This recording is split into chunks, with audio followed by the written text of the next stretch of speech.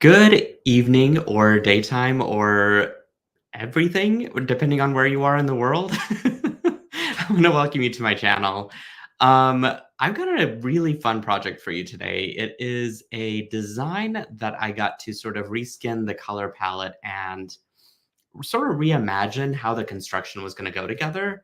Originally, it had a larger centerpiece, and we were kind of wiring things onto it. And so I sort of simplified the template overall. But as far as the color palette goes, I was really inspired by like all things celestial in this one. So like comets and like the trailing colors and night sky. So it's definitely got a vibe to it, right? And I've expressed that through picking out some of the beads and stuff that I have for the project. And I kind of wanted to walk you through each of the steps to put this together. Again, I have simplified the construction method and I'm very, very proud of it. And there's a lot of room for variation as well that we could sort of talk through, and it might give you guys some great ideas along the way. I'm eager to get started, but before we do, I want you guys to do a couple things for me. First is if you have creative, crafty friends in your world and you want to tell them about SilverSilk, please share this video out to them. Let them know that the company exists, that this product is amazing, and to, I don't know, just get hooked on the tutorials. And I want you guys to also go over on YouTube if you're not there already and give this video a big thumbs up and do subscribe to the channel. That just lets YouTube know that this channel is important and needs to be visible and out there, and just kind of lets the algorithms know that not to hide my channel from public. We are important, I dare say. Um, I'm eager to get started again. So I think I'm just going to flip the camera around, but I'm going to show you a picture of what we're actually talking about first. Check out this gorgeous design. And I just am in love with it. There's so many layers to it. It is multi-strand without being multi-strand. There isn't a clasp at all to this piece. And it's just easy to throw on and be out the door, you know? One of my finer moments for designing. So let's go over the supply list. In the video description over on YouTube, if you're not here already, the tools that I have mentioned are actually, I put together a short video for you guys, and it's in the video description links. And so you'll want to read through that and you can watch the video there. So I'm not even going to cover the tools. I'm just going to go straight down to the meat of this project, which is really the materials, the silver silk and beads. So the first is Capture Chain, which is the core product of my company. This is River. No, I'm sorry. This is called Storm. And it's a very dark blue, beautiful chain. And the idea for SilverSilk is that it's a knitted wire jewelry chain. It takes 6 latch hook needles to basically stitch together a singular chain using just a wire that's as thin as human hair. And it stitches it into this beautiful chain texture. Inside the core of this chain is a ball chain. And so sort of a double layered chain, if you will. But it gives it structure, it gives it flexibility.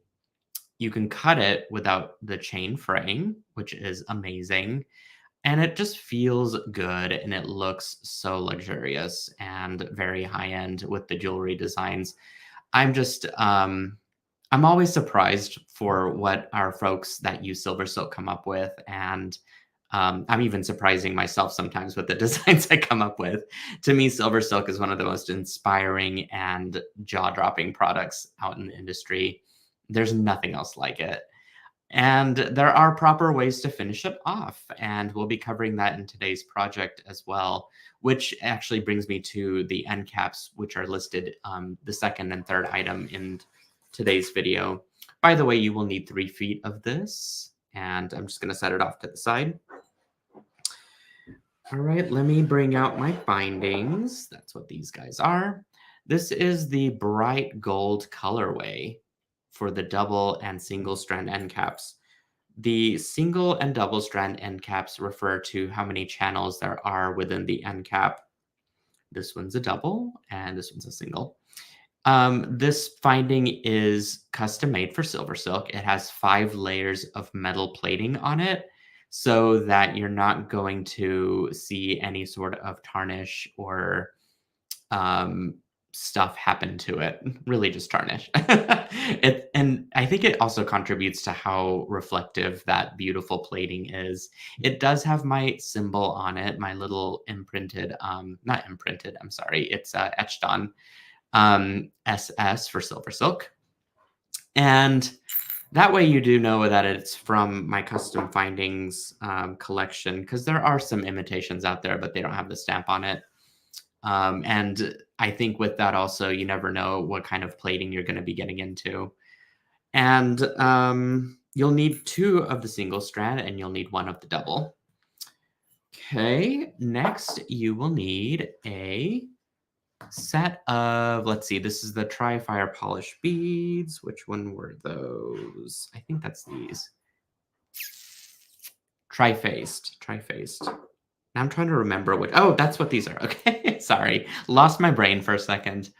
You know, the funny thing is the Czech Republic, they have so many different finishes, so many different cuts. It's just like, how do you start to like build this catalog into your head of all these different beads, right? Sometimes you just do the best you can. These are amazing. They are tri-cut, tri-faceted, however you want to say it, and have an amazing glow to them. They do have a Travertine finish. It's very subtle, but it's there. You can see some of those spots that wash on it. It's just incredible. So this is sort of where I get into my collection of different beads. The rondelles, which I just grabbed a second ago.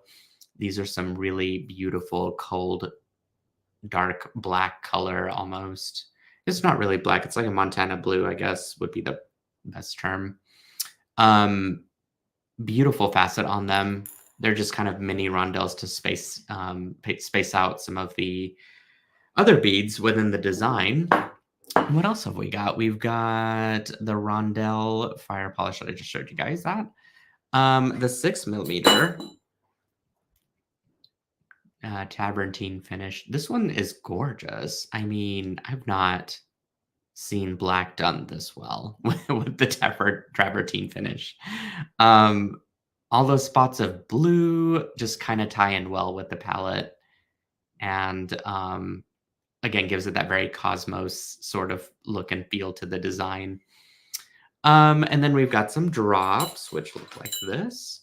This one has that hints of yellow, which is definitely still spacey, and just kind of gives this whole color palette another dimension. It's not just black and blue and those sorts of hues. We're sort of throwing in a triple color here, but it's very subtle, I will say that. Absolutely stunning. And then we've got some table cut fire polish ovals. That's these guys right here. Let me get these out. This is going to lean into the yellow, still has that beautiful travertine finish. They are table cut and got this amazing yellow glow to them. Love, love, love these. And then we've got the pendant beads. I didn't get to show you guys that. Check these out. These are really what seal the deal for the whole comet vibe. This has enough yellow in it. It's got all that blue and it's got black. So it's sort of, this is the thing that sort of ties everything together, right? They are Czech glass, believe it or not. They just look like stone and they immediately caught my attention whenever I saw them. They're absolutely beautiful. So we'll be using all 3 of these with our design today. You'll also need some size 8 seed beads. So let me do a little bit of cleanup here. My seed beads look like this. These are a silver lined, almost like an opal white color. They are translucent and allow that silver lining to show beautifully. And I prefer to use a size 8 for the spacers, for this necklace at least. It's easy to string. Their beads are quite big. The hole is quite generous for the beading wire. Yet they're small enough to just kind of fit into the design without drawing too much attention. So I recommend having a couple grams of those if you can get your hands on some. And then we've got some medium soft flex beading wire. That's this stuff right here. You'll need about a 3-foot spool. I prefer the medium and the 0.09019 diameter is what makes it the medium size. I also prefer the strand number to be higher. So this one's a 49 strand. That's going to allow it to drape really well. Anything below that, the 7 strand is going to be too stiff. So just look for the 49 strand. Okay, what else? We'll need some head pins, which are optional. I actually don't have any today. I'm going to be using the components and materials in their true form. Where the head pins are used are just for embellishing, so we probably won't cover that today, but I just kind of threw that in there in case you did want to embellish later on. All right, so our first step is to cut 2 equal lengths of silver silk. I went ahead and did that ahead of time. So when you cut a 3-foot spool, you'll have 2 equal lengths of 18 inches of silver silk. And again, the ends don't fray, but you will have to sort of pluck off and, clean up the ends. And you can do that with a pair of chain nose pliers, which I'll grab some behind me. I'm just going to grab all my pliers because inevitably I will need them at some point. Okay. So again, just double check the ends, make sure that it's all nice and cleaned up, that you can remove any of those little wire fuzzies. The reason is that they get in the way of crimping, and that is the last thing that we want. Let's see. I think, where did I put my cutters? Oh, there they are. I was like, I normally have my cutters next to me, but I did well for myself today. I really cleaned up my little craft space, which brings me so much joy, because then once my world is organized, like everything is better. I know that's not the case for everybody, though. Okay, I just have a few more fuzzies here that I want to really pick out. And this gets us set up for putting on our findings, which I believe is the next step. But let me just make sure that I've got everything nice and clean here. Here we go. I'm going to just pluck that part off. And make sure I don't have any on this one.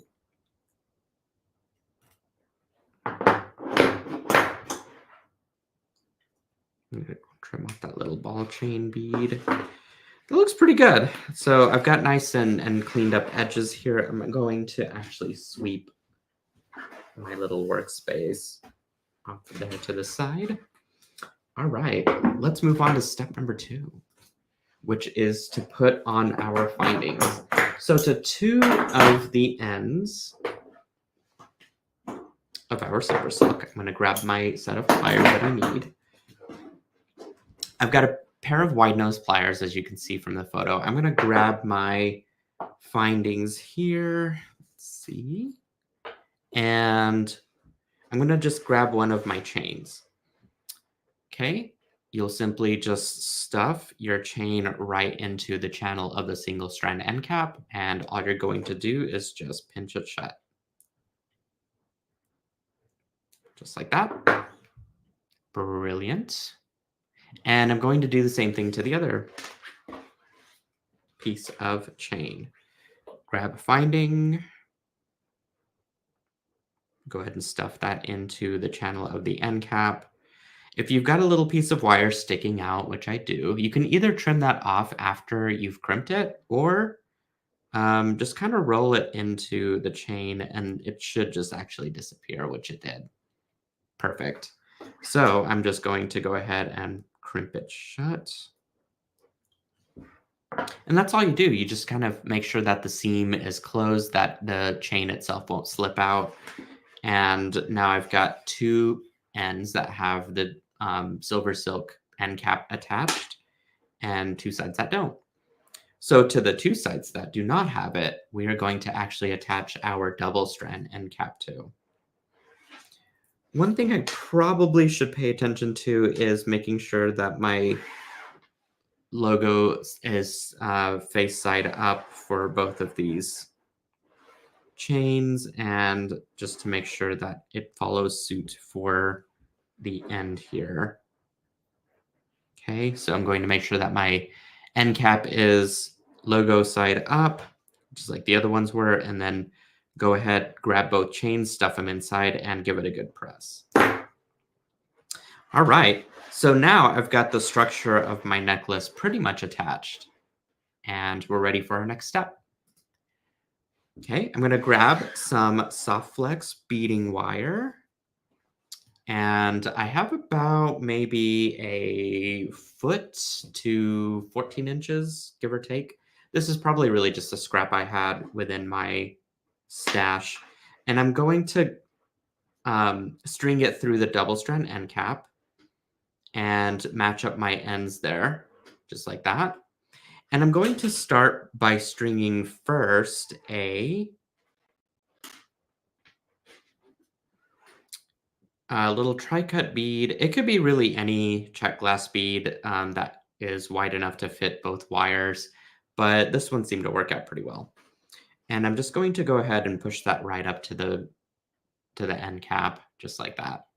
And then I'm going to split each wire and string on about 15 or so of the size 8 seed beads. Okay, so let's count this out. 5, 10, and 15. Okay, same thing to the other side. We've got 5, 9, 10. And then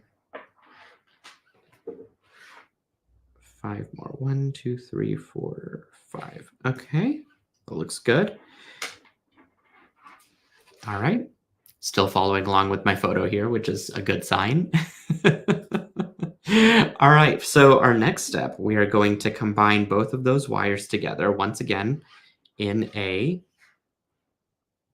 tri-cut bead and just kind of string that all down. This is essentially going to create our mechanism for the clasp. It's a large hole that you can slip the beaded strands through. You can actually go through and embellish this. If you don't want to use just seed beads and make the, this loop a little bit more extravagant, think about making a bunch of simple wire wrap loops and then stringing those along with some beads that sort of give it some texture. You can even use other types of beads that have, like, I don't know, a thorn pattern or something on it to kind of give it a little bit more texture instead of being so slim and streamlined here. I like the seed beads because they just add a little minimal touch and don't draw too much attention. But again, to each their own. We're all designers.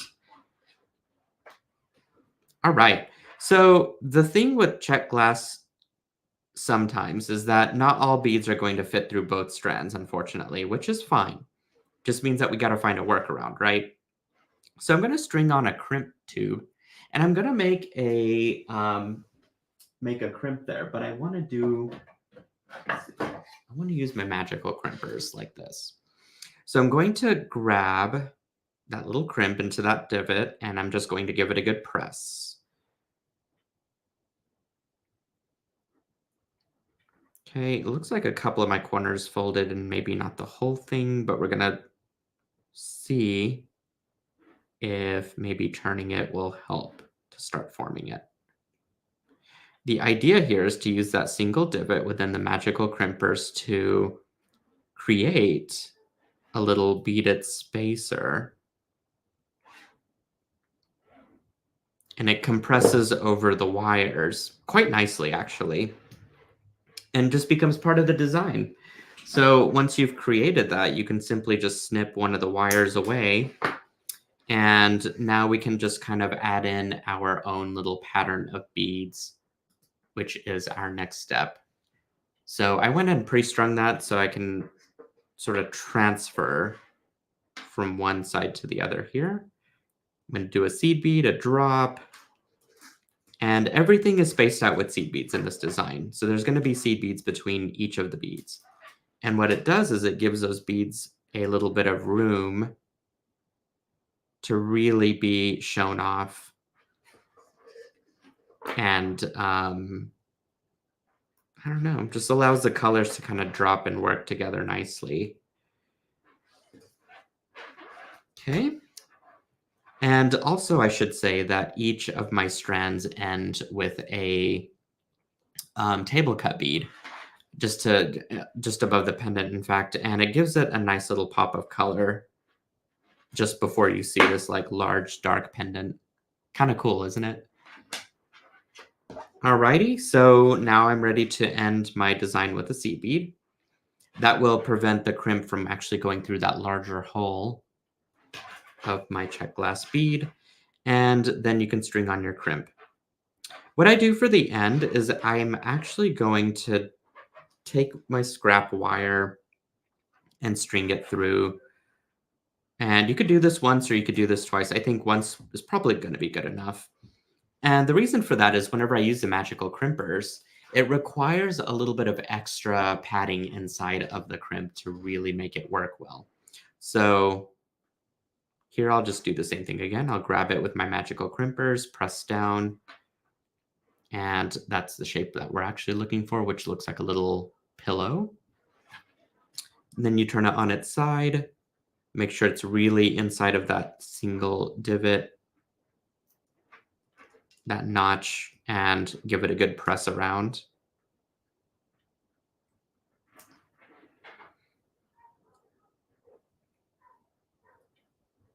I like to just take my time with it. There's no rushing on the crimping process, and you kind of want to get it right since it's not really it's being very a supporting player for your beads and structure of your design here. So you want to make sure that it's not going to slip out later. Okay, there we go. That's 1/2 of our, well, I would say probably 1/3 of our component because we still got the other 2 strands to do. But this is actually the most important part of the necklace, in fact. So we got that done in minutes, right? So now it's time to work on the other stuff. All right. So we have our single strand end caps, and we're essentially going to do exactly the same, except we're not going to be splitting strands. We're just going to be staggering a single strand,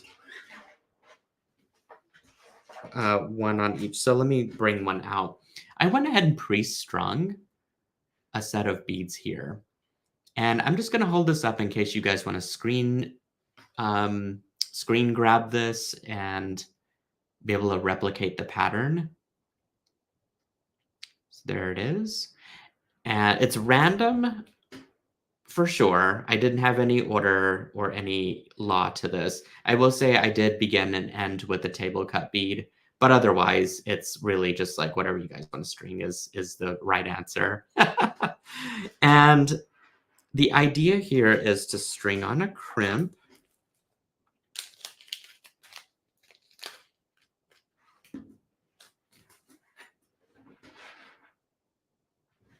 Okay, go through one of your single strand end caps and then just come back out through the crimp.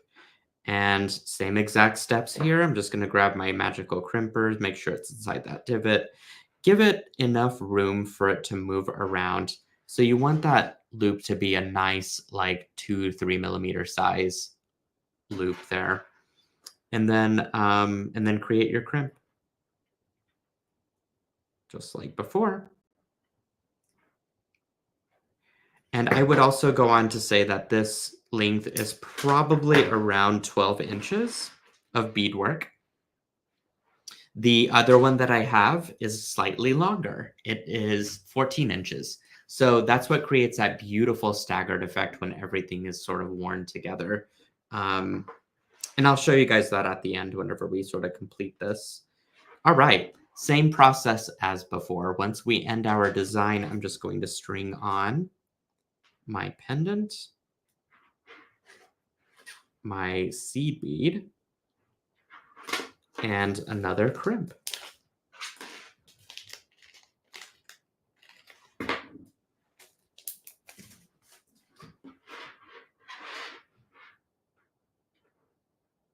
Okay, once that's on, you can use one of your scraps. I've got plenty of scraps on the table that I can actually use to create my crimp. String that through. You must have 2 strands through the crimp in order for the magical crimpers to work. I don't think I can emphasize that enough.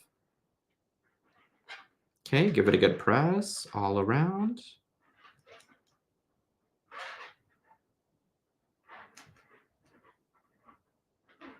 Perfect. Now just trim everything off. Now, if you wanted to, you could end your loop just below the table cut bead and then hang your pendant from a head pin. So that's where the head pins came in from the materials list earlier. I sort of just eliminated them in the design and I just went ahead and used it as part of my crimping. But there's so many ways to go about this design. It's the schematic and the basic diagram is here, but you know, the idea here is that you guys can do whatever you like with it. All right, so here I've already got one finished that is about that 14-inch length. And I'm ready to crimp that to my other single strand end cap.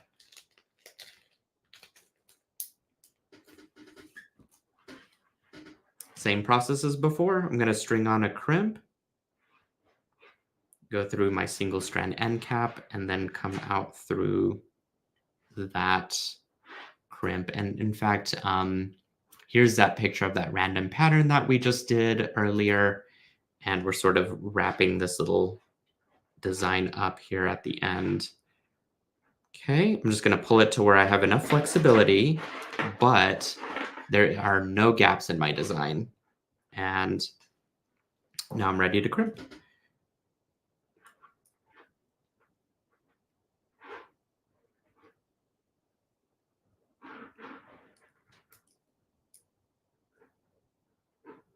Beautiful.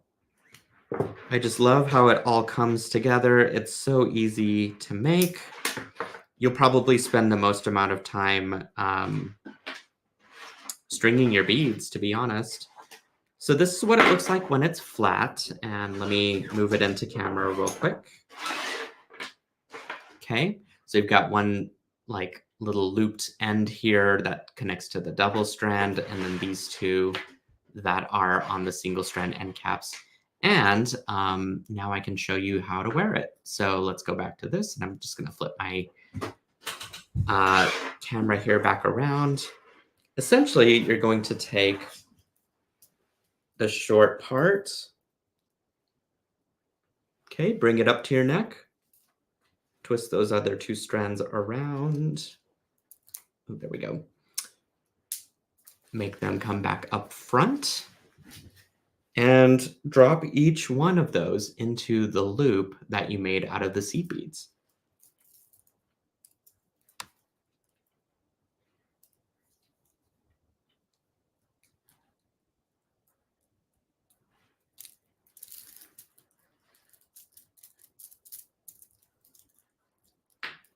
I think I really need a mirror. There we go. It's like it's trying to tie a tie without a mirror. That's what it feels like right now. But you guys can kind of see the idea here. You've got this nice, long, elegant drop and a little bit of adjusting, but otherwise, pretty much in love with this design. Do you guys like it? This was so much fun. I'm glad I got to show you this project finally. It's been sort of bubbling in my head since my other design that I messed with that has sort of the same format came out. And I think I could come up with like 20 more variations just based on now knowing what I know about how fantastic this design is and how easy it is to put together. So again, I hope you enjoyed the design. Please give this video a like, a big thumbs up, and to subscribe to the channel if you enjoyed watching and want to see more content coming from SilverSilk and more, and letting YouTube know that this channel is important and amazing for the education that we bring for SilverSilk. You can do all of your shopping at silversilkonline.com. And in fact, while you're there, you'll want to check out the blog for this post at the SilverSilk video tutorials link within the website. And finally, you can join our SilverSilk Silkies Facebook community. We have an amazing group there that have all these beautiful individual creative people that enjoy working with SilverSilk and post their beautiful designs to the group. Gets us all inspired and invigorated and eager to create with SilverSilk. And just it's an idea wealth bank, if you will. Everyone has such wonderful things to contribute, and I get inspired from everyone's projects too, in fact. So otherwise, my lovelies, I will see you guys at the next tutorial, and I hope you have a beautiful day wherever you are. Mwah. Bye.